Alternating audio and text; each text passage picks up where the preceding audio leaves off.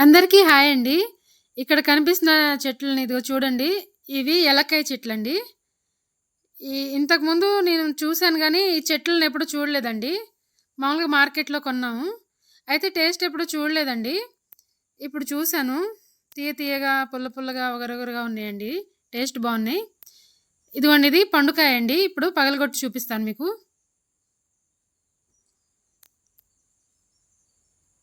చూడండి లోపల ఇలా ఉంది.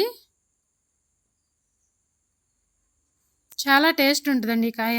తింటే ఆరోగ్యపరంగా గూడా చాలా మంచిదంటండి ఇది. చూడండి ఇలా ఉంది. ఇది పండుకాయ గదండీ! తర్వాత మనం పచ్చికాయ గూడా ఒకటి కోసి చూద్దామండి. పచ్చిగా ఉన్నప్పుడు లోపల పచ్చగా ఉంటదండి. ఇప్పుడు పచ్చికాయ చూపిస్తాను మీకొకసారి.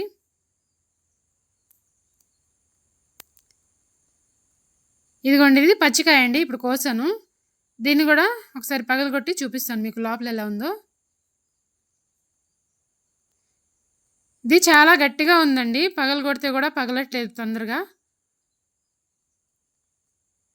చెయ్యి గూడా నొప్పొస్తుందండి. చూడండి లోపల ఇలా ఉంటది.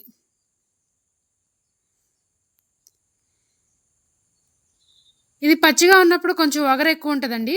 పండుకాయ అయితే కొంచెం బావుంటది తియ్యగా. ఈ పచ్చికాయతో పచ్చడి గూడా చేసుకోవచ్చండి. చాలా బావుంటది. ఆరోగ్యపరంగా గూడా బావుంటది. ఈ వీడియో మీకు నచ్చినట్టయితే